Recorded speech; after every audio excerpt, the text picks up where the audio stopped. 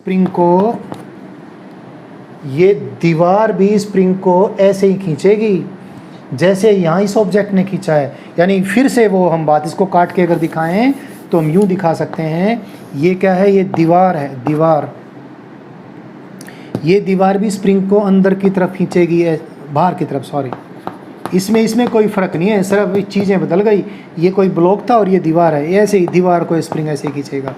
तो एक बात तो ध्यान रखनी है कि कई बार वाल अगर एक तरफ होती है तो क्योंकि वाल जो फोर्स लगा रही है स्प्रिंग के ऊपर, उसको अक्सर हम पिक्चर में दिखाते नहीं हैं, तो फिर आप ये सोच जाते हैं कि वाल ने तो जैसे कोई फोर्स लगाया नहीं। इसके ज़रिए एक दो बातें और भी बतानी है मैंने। स्प्रिंग के अंदर स्प्रिंग को यूज़ करके कई बार हम फोर्स को मेजर करने का एक गैजेट बना लेते हैं जिसको हम स्प्रिंग बैलेंस भी बोल देते हैं। कोई स्प्रिंग है बच्चों, इसको समझाने के लिए एक बार मैंने स्प्रिंग के एक एंड को मैंने किसी फिक्स चीज़ से अटैच कर दिया, जैसे कोई वाल, और स्प्रिंग ये अभी अनडिफॉर्म्ड है। स्प्रिंग के ऊपर कहीं भी हम कोई पॉइंटर इसके साथ वेल्ड कर दें, चाहे एंड पे ही कर दें, एंड पे करेंगे समझना थोड़ा आपको ज़्यादा आसान होता है। एंड पे ही मैंने कोई पॉइंटर लगा दिया, कोई सुई लगा दी, वेल्ड कर दी स्प्रिंग के साथ, और यहाँ पर मैंने एक स्केल भी लगा दी।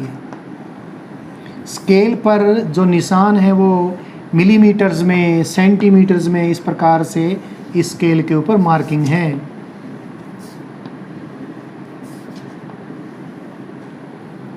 So because no force has been applied upon the spring, so there is no deformation in the spring. So wherever the pointer is there lying on the scale, वहाँ पर हम उस स्केल को इस प्रकार से यहाँ पर आगे पीछे करेंगे, या स्केल के ऊपर मार्किंग ही मान लिया लगानी, तो यहाँ पर 0 का निशान लगा देंगे। फिर बराबर बराबर दूरी पर 1 सेंटीमीटर, 2 सेंटीमीटर, इधर भी दोनों तरफ, इसलिए कि स्प्रिंग को कंप्रेस करेंगे तो पॉइंटर इधर जाएगा, एक्सटेंड करेंगे तो ये पॉइंटर इधर जाएगा। तो अब देखो ज़रा, इस चीज़ को, इस गैजेट को यूज़ करके हम बहुत सरलता से फोर्सेस को मेजर कर सकते हैं। कारण, क्योंकि स्प्रिंग के ऊपर जितना भी डिफॉर्मिंग फोर्स होगा, जैसे ही स्प्रिंग को डिफॉर्म बस जितना करना था वो कर लेगा। यानी कब तक डिफॉर्म कर पाएगा? जब तक स्प्रिंग फोर्स जो कि K/X है बढ़ के उतना नहीं हो जाता है जितना कि डिफॉर्मिंग फोर्स है। यानी डिफॉर्मिंग फोर्स अंततः बढ़कर इतना, डिफॉर्मिंग फोर्स अंततः डिफॉर्मिंग फोर्स के बराबर, मुझे ये बोलना चाहिए, at last the spring force will become equal to the deforming force. और pointer, by the way, deforming force कैसा है? स्प्रिंग को खींचने वाला, इधर डिफॉर्मिंग फोर्स है, जिसको याद हो मैंने F एक्सटर्नल कहा था। तो ये स्प्रिंग को खींच के ले जाएगा। और सपोज ये पॉइंटर यहाँ पर आ गया, यहाँ से खिसकता, और सपोज ये डिफॉर्मिंग फोर्स 10 न्यूटन का है, तो 10 न्यूटन के डिफॉर्मिंग फोर्स ने पॉइंटर यहाँ लेकर आना था। यानी x की वैल्यू 10 न्यूटन के अकॉर्डिंग है, और ये पॉइंटर यहाँ पर है। सपोज ये 1 सेंटीमीटर का निशान है, तो इसका मतलब क्या होगा? जब ये पॉइंटर 1 सेंटीमीटर के निशान पर आएगा तो डिफॉर्मिंग फोर्स 10 न्यूटन का था, क्योंकि ये तो फोर्स इसके प्रोपोर्शनल होना है। तो अगर ये फोर्स 20 न्यूटन का होता तो इसमें 1 सेंटीमीटर के बजाय 2 सेंटीमीटर का डिफॉर्मेशन करता। तो एक नॉन फोर्स को अप्लाई करके, एक ऐसा फोर्स जिसके बारे में हमें ऑलरेडी मालूम है जी ये तो इतना है, उस फोर्स को स्प्रिंग के एंड पर अप्लाई करके हम ये देखेंगे कि पॉइंटर कितना खिसक गया है। 10 न्यूटन से अगर 1 सेंटीमीटर खिसकता है तो 20 न्यूटन से 2 सेंटीमीटर खिसकेगा, इस प्रकार की बात होगी। इस बात को ना रटना कि 10 न्यूटन से तो 1 सेंटीमीटर खिसकता है, वो तो K के ऊपर डिपेंड करेगा। तो जो सेंटीमीटर्स में निशान थे ना, वो सेंटीमीटर या millimetre, what ever was the length scale, उसको मिटा के सीधे हम फोर्सेज की टर्म्स में निशान लिख देंगे। जहाँ पर 1 सेंटीमीटर था वो लिख दिया 10 सेंटीमीटर, 10 न्यूटन, सॉरी। जहाँ पर 2 सेंटीमीटर था वहाँ लिख दिया 20 न्यूटन, 1 सेंटीमीटर पे 10 न्यूटन, 2 सेंटीमीटर पे 20 न्यूटन, 3 सेंटीमीटर पे 30 न्यूटन। इसी प्रकार से अगर कंप्रेस करने वाला है तो ये पॉइंटर इधर जाएगा, 1 सेंटीमीटर इधर 10 न्यूटन, इधर 20 न्यूटन। तो सीधे ये जो लेंथ की स्केल है वो कैलिब्रेट कर दी हमने। किस में कैलिब्रेट कर दी हमने? वो सीधे सीधे हमने फोर्स की स्केल में कैलिब्रेट कर दी। तो इस प्रकार से स्प्रिंग के ज़रिए हम स्प्रिंग बैलेंस बना लेते हैं, क्योंकि स्प्रिंग के क्वेश्चंस में स्प्रिंग बैलेंस यानी स्प्रिंग के पॉइंटर जैसी बात आती है तो बाद में कभी मैं लर्न करवाता, उसके बजाय मैंने आपको ये अभी लर्न करवाया। यहाँ पर मैंने लर्न करवाया जो उसके पीछे एक कारण और भी है। कई बार प्रश्न ये आता है, कई बार ऐसा क्वेश्चन आता है कि see the two situations, the force applied is 10 Newton at one end, the other end of the spring is attached to the wall, and the reading on the spring balance say it is R1. And in the next picture, दूसरी picture में क्या दिखाएंगे question पूछने वाले महाशय? दूसरी picture में दिखाएंगे रीडिंग इज R2, इधर भी 10 न्यूटन और इधर भी 10 न्यूटन। तो क्वेश्चन ये है कि what is the value of this reading, what is the value of this reading. तो बच्चा इसको तो 1 मिनट में लिख देगा, क्या सर ये तो 10 न्यूटन है, और इसको लिख देगा 0। क्यों? बच्चा कहेगा इधर भी 20 न्यूटन है, इधर भी 20 न्यूटन है, पॉइंटर तो किसका ही नहीं। अरे भैया ध्यान रखें, बता दिया मैंने, यहाँ भी 10 न्यूटन का फोर्स इधर है। अक्सर जब दीवार लग जाती है तो दीवार जो फोर्स लगाती है उसको हम दिखाते नहीं हैं, बाद में जब क्वेश्चन पूछते हैं तो दिखाना ही पड़ता है। वो कैसे कुछ दिखाएंगे अभी बताने वाला हूँ। तो दोनों में ही रीडिंग 10 न्यूटन है, ये में भी और ये में भी। इसमें भी 10 न्यूटन का फोर्स दीवार ने इस पर इधर लगाया है। दीवार को यहाँ से काट के यहाँ खिसका देता हूँ भाई। तो बच्चों जैसे ब्लॉक को भी तो जो खींचने वाले ब्लॉक तो उनको भी तो काट के मैंने दूर खिसका दिया था, तो ऐसे ही दीवार ने इस पे इस एंड पे भी 10 न्यूटन का लगाया, इसने भी दीवार के इस एंड पे 10 न्यूटन का लगाया। जैसे यहाँ ब्लॉक्स थे, ब्लॉक्स के भी इधर लगाया था, इस ब्लॉक पे भी इसने इधर लगाया था, बिल्कुल ऐसे ही। So take care of this. तो स्प्रिंग की लर्निंग मैंने अपनी तरफ से कंप्लीट करवा दी है। फिर भी लर्निंग, स्प्रिंग की लर्निंग, स्प्रिंग के सारे केसेस की लर्निंग नहीं, स्प्रिंग ने तो काफ़ी रोल प्ले करने हैं, लेकिन स्प्रिंग में फोर्सेस किस प्रकार से डेवलप होंगे, स्प्रिंग उसको डिफॉर्म करने वाले ऑब्जेक्ट्स पे किस प्रकार फोर्स लगाएगा, ये सारी हमारी लर्निंग कंप्लीट हो गई है। अभी आपको जो मैंने शुरुआत की थी क्लासिफिकेशन ऑफ फोर्सेस की, I told you that the forces are classified according to the nature of the forces and according to the way they act. So I first categorized them according to their nature, 3 natures: gravitational, electromagnetic, nuclear. I completed that. And please do not bother about that, क्योंकि इसके बारे में 2 साल का हमारा course है पूरा। Different forces की नेचर ही तो हमने समझनी है। और उसके बाद हमारी जो मेन बात आई, जिसके ज़रिए हमने फिज़िक्स को अब स्पीड दे देनी है, स्पीड और तेज़ी से फिज़िक्स में हम लर्निंग करते जाएंगे, वो है कि फोर्सेज जिस ढंग से लगते हैं उन ढंगों के ज़रिए हम फोर्सेज को क्लासीफाई करना शुरू कर दें। अभी आ जाएगी ये। तो फोर्सेज जिस ढंग से लगते हैं, मैंने बताया कि एक तो फोर्स जितने भी आम हमारे जीवन में प्रकट रूप से लगेंगे वो फोर्स में न्यूक्लियर फोर्स का रोल नहीं होता। हालांकि न्यूक्लियर फोर्स के जरिए ही पदार्थ बनता है, न्यूक्लियस नहीं बनेगी तो एटम कैसे बनेगा, लेकिन उसका रोल वही न्यूक्लियस में ही ख़त्म हो जाता है। हमारे जीवन में किसी ने किसी को घुसा मारा, किसी ने बेंच के ऊपर ज़्यादा फोर्स लगा दिया, बेंच टूट गया वगैरह, अगर हम लिख रहे हैं चौक से मैंने लिखा, लाइक दैट। तो जितने भी हमारे फोर्सेस हैं जीवन में जो प्रकट रूप से लगते हैं, ग्रेविटेशनल और इलेक्ट्रोमैग्नेटिक होते हैं। ग्रेविटेशनल फोर्स का रोल भी तब प्रकट रूप से हमें ठीक से महसूस होता है जब 2 बॉडीज़ में से एक बॉडी का मास कम से कम बहुत ज़्यादा हो। अदरवाइज़ तो आप सबके बीच ग्रेविटेशनल फोर्स है, लेकिन वो इतना कम है कि उसको कोई चिंता करने की बात ही नहीं है। लेकिन जब आप घर की छत पे खड़े होते हो तो आपको डर लगेगा, क्योंकि अगर आप बाय द वे छत से थोड़ा सा फिसल गए तो धरती आप पे बहुत ज़्यादा ग्रेविटेशनल फोर्स लगाने वाली, बिकॉज धरती का मास बहुत ज़्यादा है। सो ग्रेविटेशनल फोर्स तब तो हम बहुत ज़्यादा कंसीडर करेंगे जब हमने कोई चीज़ फेंक दी और धरती उसको नीचे खींचेगी और नीचे उसको बुलाएगी और एक्सेलेरेशन ड्यू टू ग्रेविटी से वो नीचे आएगा। इस प्रकार से या हमें प्लैनेट्स का मोशन या प्लैनेट्स के चारों तरफ घूमते हुए उनके सैटेलाइट्स का मोशन, किसी मून का मोशन हमने स्टडी करना है, या सैटेलाइट लॉन्च करना है उसका मोशन स्टडी करना है, पूरी गैलेक्सी को स्टडी करना है, स्टार्स को स्टडी करना है, देन ग्रेविटेशनल फोर्स, गजब तब हम ग्रेविटेशनल, क्योंकि जिन चीज़ों के बीच में ग्रेविटेशनल फोर्स लगेगा उनका मास बहुत ज़्यादा होना है, तो पूरे ब्रह्मांड को स्टडी करते हैं, दूर दूर तक फैला हुआ ब्रह्मांड और फैलता ही जा रहा है ब्रह्मांड, तो उसकी स्टडी में तो ग्रेविटेशनल फोर्स बहुत अहम रोल प्ले करने वाला है। बट हम लोग की ज़िंदगी में कार कैसे एक्सेलरेट हो गई या कैसे उसके ब्रेक लग गए, आप किस प्रकार से ग्राउंड पे चलते हो, कब तो बहुत तेज़ी से दौड़ने लगोगे, कब आप फिसल जाओगे, ये सब बातें हमने समझनी है। तो हमारे जीवन में जो फोर्स मुख्य रूप से शामिल होता है वह इलेक्ट्रोमैग्नेटिक फोर्स है, और इलेक्ट्रोमैग्नेटिक फोर्स ही बहुत नखरे से तरह तरह से लगता है। तो वही मैं आपको बताने लग रहा हूँ। मैंने बताया जो चीज़ें एक दूसरे को छू कर जो फोर्स लगाती हैं वो इलेक्ट्रोमैग्नेटिक फोर्स है। छूने का मतलब सीमिंगली हम देखें तो हमें लगा कि बॉडीज़ कांटेक्ट में हैं, उनके बीच डिस्टेंस इतना कम होगा कि एटम्स के जो चार्ज डिस्ट्रीब्यूशंस हैं वो थोड़ा डिस्टर्ब हो गए, और पॉजिटिव और नेगेटिव चार्जेस इस प्रकार से अपीयर हुए कि एटमों के बीच इलेक्ट्रोमैग्नेटिक फोर्स डेवलप हुआ, और वो इलेक्ट्रोमैग्नेटिक फोर्स जो देखने पे बॉडी ऐसी लगी कि बहुत नज़दीक आ गई, यानी टच कर गई हैं। तो ऐसे फोर्स, ऐसे इलेक्ट्रोमैग्नेटिक फोर्स को मैंने कॉन्टैक्ट फोर्स कहा। 3 टाइप से कॉन्टैक्ट फोर्स किस प्रकार से लगते हैं उसके अकॉर्डिंग मैंने 3 कैटेगरी बनाई। क्या? फर्स्ट, म्यूचुअली प्रेसिंग और पुशिंग एक्शन रिएक्शन पेयर, जिसमें नॉर्मल एक्शन रिएक्शन और फ्रिक्शन का मैंने जिक्र किया।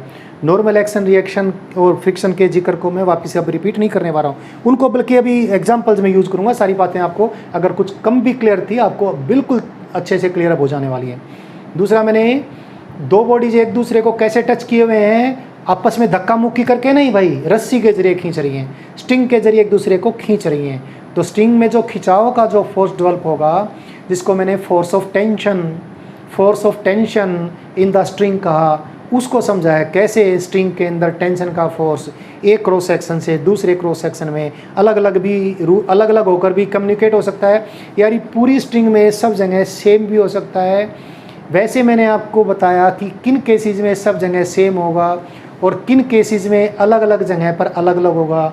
बट ये भी बताया, अब ये इन्फॉर्मेशन है, धीरे धीरे जैसे हमारी लर्निंग बढ़ती जाएगी ये चीज़ें आपको समझ में आती चली जाएंगी।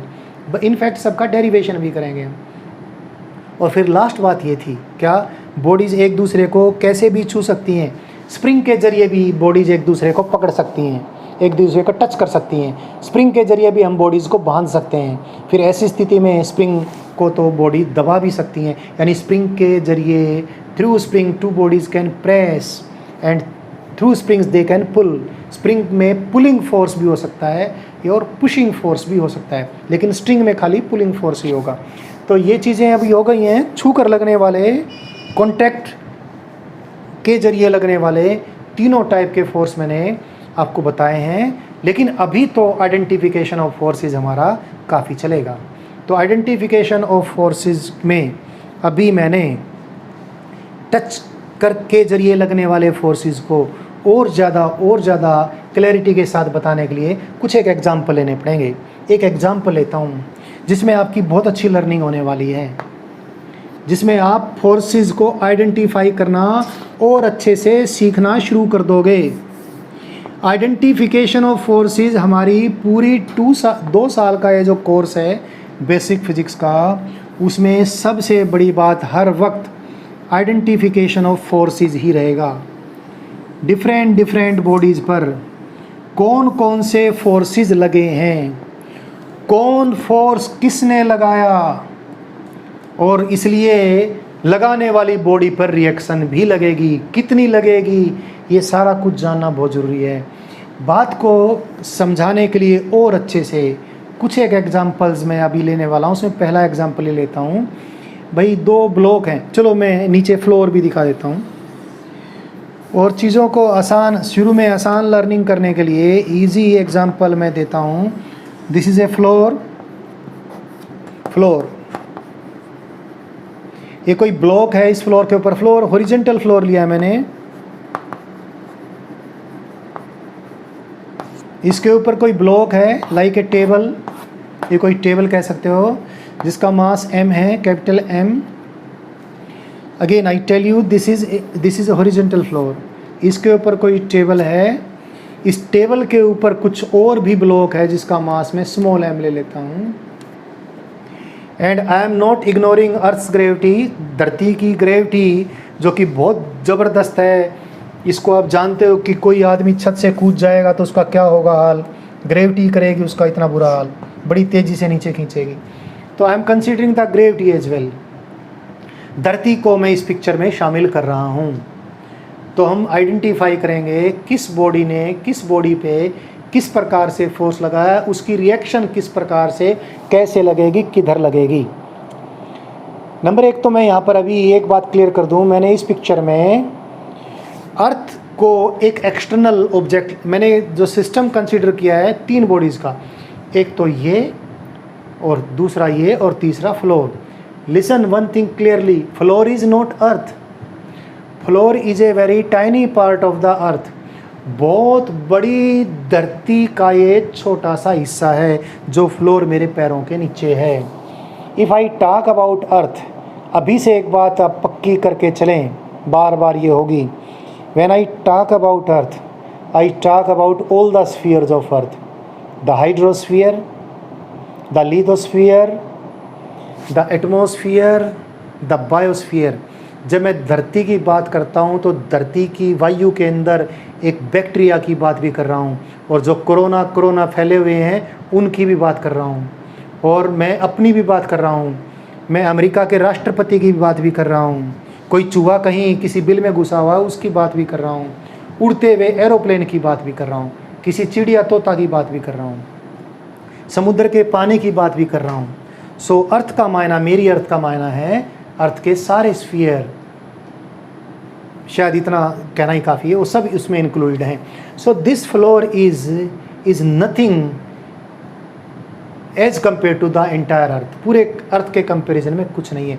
और पूरी अर्थ को मैं इस छोटे से डायग्राम में दिखा भी नहीं सकता हूँ। अगर मैं पूरी अर्थ को इस प्रकार दिखाऊंगा ऐसे, तो ये इस फ्लोर के लिए तो मैं एक पॉइंट भी बनाऊंगा तो भी शर्म आएगी, इस पॉइंट से भी हज़ारों लाखों गुना कम होगा, इस प्रकार की बात।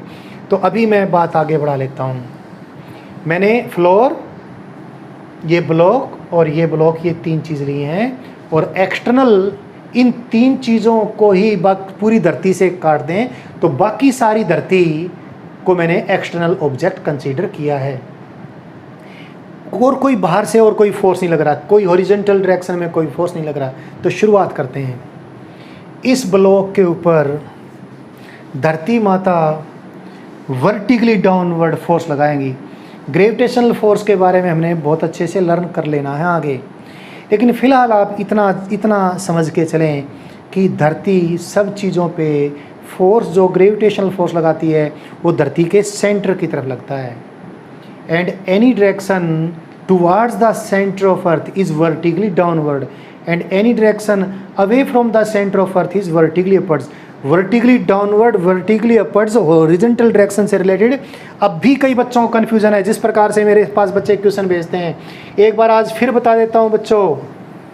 और मैंने बताया था आपकी प्रीवियस क्लासेस, पहली क्लासेस, पिछली जो क्लासेस हैं उसमें एक विशेष सब्जेक्ट के कारण आप रटने का जो तरीका अपना लेते हो, उसके कारण आपकी बहुत सारी गड़बड़ हो जाती हैं। जब आप मैप पढ़ते हो, मैप को लर्न करते हो, तो जो भी आपकी लर्निंग है उससे कुछ गड़बड़ हो जाती है। मैंने अर्थ दिखाया है, ये अर्थ दिखा दिया है, ये अर्थ की एक्सिस ऑफ रोटेशन दिखाई है, जिसके अबाउट अर्थ ऐसे स्पिन करती है। And this is you know what I will draw here, this is the equator of earth. ये अर्थ की इक्वेटर ड्रा कर दी मैंने, इक्वेटोरियल सर्कल, जिसको हिंदी में भूमध्य रेखा भी बोलते हैं। These are the different latitudes drawn on earth. ये अर्थ के सरफेस के ऊपर डिफरेंट लेटीट्यूड्स हैं। तो ये अर्थ जो मैंने बनाई हैं, अब शायद कुछ और 3D लुक आपको मिल गया होगा। तो बच्चों देखें, ध्यान रखें, एनी डायरेक्शन, जैसे यहाँ पर आप खड़े हैं, ये यहाँ से धरती के सरफेस के इस पॉइंट को मैं ऐसे मिलाऊं, ये डायरेक्शन यहाँ पर ये वर्टिकली डाउनवर्ड है, ये नीचे है, ये वर्टिकली अपवर्ड है, और ये डायरेक्शन क्या है, हॉरिजॉन्टल, धरती के सरफेस के पैरेलल। Take care. ये जो ये लॉन्गिट्यूड्स हैं, मैंने देखा है कि एक दो जो ज्योग्राफी की किताब हैं पर्टिकुलर एसएस की बुक्स में इनको वर्टिकल लाइंस लिखा जाता है। अरे नहीं भाई, ये सारी ओरिजेंटल है, ये भी ओरिजेंटल है, ये भी ओरिजेंटल है। यहाँ पर अगर आप खड़े हो तो ये नॉर्थ डायरेक्शन है, टुवर्ड्स नॉर्थ पोल हॉरिजॉन्टल। ये क्या है, ये हॉरिजॉन्टल साउथ डायरेक्शन है। ये क्या है, इधर ईस्ट डायरेक्शन है। ये क्या है, वेस्ट डायरेक्शन है। यहाँ पर वर्टिकल डाउनवर्ड ये डायरेक्शन है, this direction is vertical downward. और ये यहाँ पर ये वर्टिकली अपवर्ड है। यहाँ पर साउथ पोल पे ये वर्टिकली अपवर्ड है। साउथ पोल पे चांद अगर निकलेगा तो इधर दिखेगा। ये आकाश है, साउथ पोल पे खड़े हुए लोगों का कि आसमान ये है, नॉर्थ पोल पे खड़े हुए लोगों का आसमान ये है, इक्वेटर पे खड़े हुए लोगों का आसमान इधर है चांद, इक्वेटर पे खड़े इधर वालों का इधर है। ये वर्टिकली अपवर्ड डायरेक्शन, ये vertically downward direction. Every line drawn on the surface of earth is horizontal. अब यहाँ पर खड़े हो जाए, यहाँ पर खड़े हो जाएं तो ये है नॉर्थ, ये है साउथ, ये है ईस्ट, ये है वेस्ट। यहाँ पर खड़े हो जाएं तो ये है नॉर्थ, ये है साउथ, ये है ईस्ट, ये है वेस्ट। ऐसे इस प्रकार से यहाँ पर खड़े हो गए तो ये नॉर्थ, ये साउथ, ये ईस्ट, ये west. North south east west सारी हॉरिजॉन्टल डायरेक्शन है। पहले भी वेक्टर्स पढ़ाते वक्त मैंने काफ़ी कुछ बताया था, आज फिर ये थोड़ी बात थी तो मैंने आपको क्लियर कर दी है। जिसको डायरेक्शन से रिलेटेड थोड़ा बहुत तब भी भ्रम है वो एक दो बार वापिस से इस वीडियो को देख लेगा, क्लियर हो जाएगी। यहाँ पर आ जाते हैं तो धरती माता सब चीज़ों को किधर खींचेगी, अपने सेंटर की तरफ खींचेगी, यानी वर्टिकली डाउनवर्ड खींचेगी। तो शुरुआत हम करते हैं इस ब्लॉक पे लगने वाले उस फोर्स से जिस फोर्स के कारण ये सारी पिक्चर बदलने वाली है। तो शुरुआत कर दीजिए। हमने धरती ने इसके ऊपर वर्टिकली डाउनवर्ड फोर्स लगाया mg।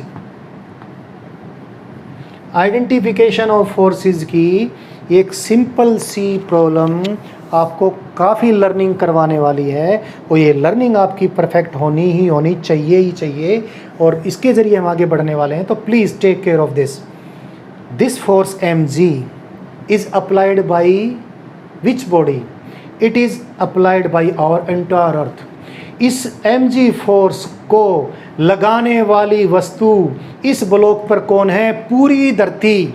और उस पूरी धरती माता के अंदर कोरोना वायरस भी शामिल है जो पता नहीं कितने लोगों के अंदर घुसा हुआ है, वो भी शामिल है।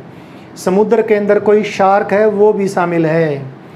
हवा में ऊपर उड़ते हुए किसी एरोप्लेन या किसी चिड़िया का भी इसमें रोल है।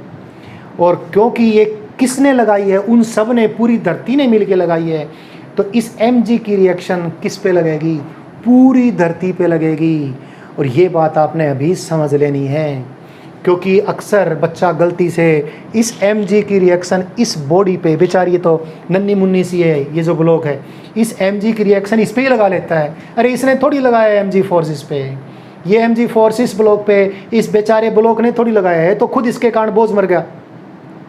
ये mg फोर्स किसने लगाया इस ब्लॉक पे, पूरी धरती ने। तो इसकी रिएक्शन भी किस पे लगेगी, पूरी धरती पे। जो एक्शन करेगा रिएक्शन उसी पे होगी।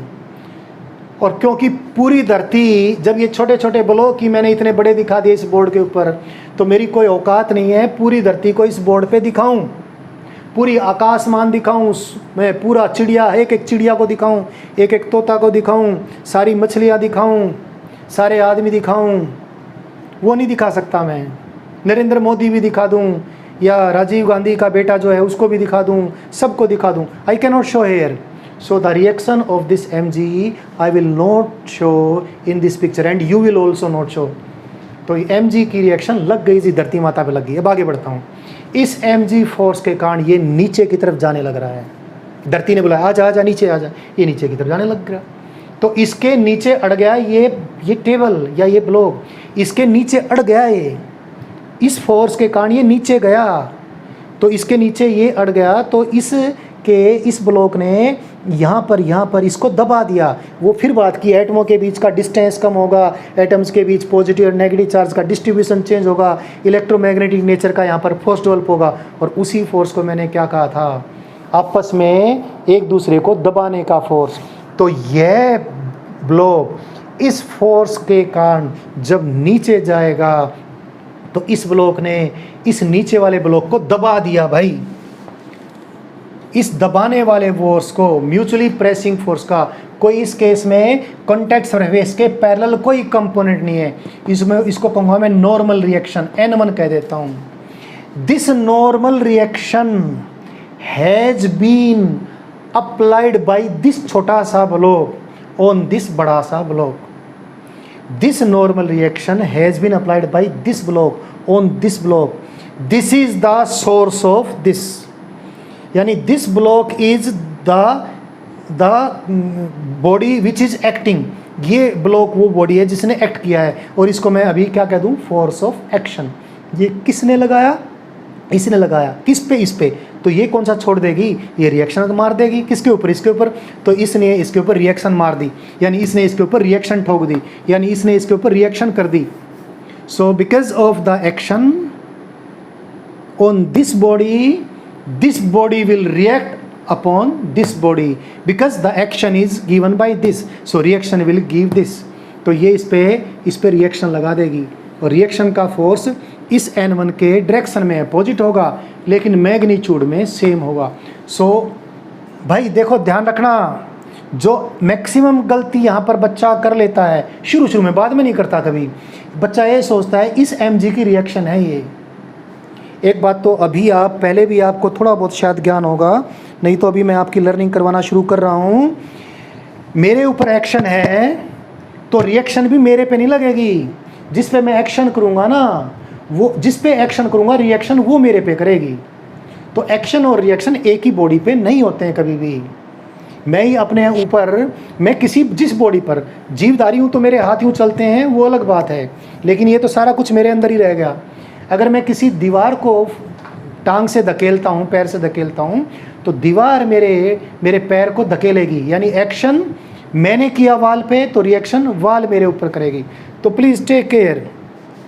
बच्चे यहाँ पर क्या गलती करते हैं, mg फोर्स की रिएक्शन N1 है जी, पता नहीं क्यों कर लेते हैं। शायद इसलिए कर लेते हैं क्योंकि कई सिचुएशन में, सब में नहीं, क्योंकि इसकी मैग्नीट्यूड इसके बराबर आ जाती है, और क्योंकि अपोजिट तो ये है ही, तो बच्चे सोचते हैं action reaction equal and opposite होते हैं, तो ये इसकी रिएक्शन होगी। नहीं, बहुत बड़ी गलती हो जाएगी, बल्कि सारी फिजिक्स से आपकी आगे आएगी नहीं आपको, अगर ऐसा सोच जाओगे तो। इसलिए सबसे इंपॉर्टेंट बात यहाँ पर है, ये किसकी रिएक्शन है। अगर इसको रिएक्शन, तो ये किसकी रिएक्शन है। अगर इसको रिएक्शन कहें तो पूरी धरती माता की, या फिर एक्शन कहें तो ये किसका एक्शन है, पूरी धरती माता का। तो इसकी रिएक्शन किस पे लगेगी, पूरी अर्थ पे, पूरी धरती माता पे इसकी रिएक्शन लगेगी। अब ये किसकी एक्शन है, इसकी एक्शन है, तो इसकी रिएक्शन किस पे लगेगी, इस पे लगेगी, इस ब्लॉक पे। अब आगे चलते हैं। तो इस ब्लॉक के नीचे वाले ब्लॉक पे ये एक्शन तो लग चुका, किसने लगा, इस ब्लॉक ने लगाया। अब इतने फोर्स के कारण ये नीचे की तरफ जाने लग रहा है, लेकिन इसको भी तो धरती माता खींचेगी। धरती माता इस पे नीचे की तरफ एक फोर्स और लगाएगी। अब क्योंकि सारे फोर्स, कई फोर्स एक जगह पर लगेंगे तो मैं दिखाऊंगा तो मुश्किल हो जाएगी। तो N1 फोर्स तो यहाँ पर किसने लगाया है, नीचे वाले ब्लॉक पे। N1 फोर्स तो लगाया है नीचे वाले ब्लॉक पे, ऊपर वाले ब्लॉक ने। और नीचे वाले ब्लॉक पे mg फोर्स, इसका mass capital M into acceleration due to gravity. आपको बाद में पता चलेगा कि ग्रेविटी का फोर्स जो धरती लगाएगी वो कितना होगा, जिस बॉडी का मास m है उसका mass m into acceleration due to gravity. Gravity वाला चैप्टर जब आप लर्न करेंगे तो आपको ये बात पता चलेगी, लेकिन इतनी सी लर्निंग में मान के चलूँ पहले से भी आपको है। तो ये अगेन फिर वही बात, ये जो mg फोर्स है, ये फोर्स इस ब्लॉक पे किसने लगाया है, पूरी अर्थ ने। तो इस फोर्स की रिएक्शन भी किस पे होगी, इस फ्लोर पे नहीं होगी। फ्लोर तो बेचारा छोटा सा पार्ट है, फ्लोर मिटा दिया मैंने, बेचारे का नाम भी मिटा दिया, आई एम सॉरी फ्लोर का नाम वापस लिख दिया मैंने। तो ये mg फोर्स इस फ्लोर ने नहीं लगाया भाई, पूरी धरती ने लगाया है।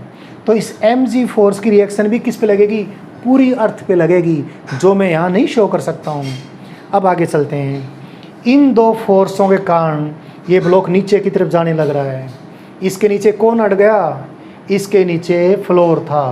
फ्लोर ने इसको कहा, क्या कहा, कहाँ जाएगा, नहीं मैं नहीं जाने देता तेरे को, यहीं रहे। तो फ्लोर ने इसको रोक लिया। तो इसने फ्लोर को नीचे की तरफ दबा दिया, फ्लोर और इसके बीच में एक कॉन्टैक्ट बन गया। इस कॉन्टैक्ट के परपेंडिकुलर फ्लोर को इस ब्लॉक ने जिस फोर्स से दबाया, नॉर्मल एक्शन या रिएक्शन भी कह सकते हो। So this is the normal contact force applied by this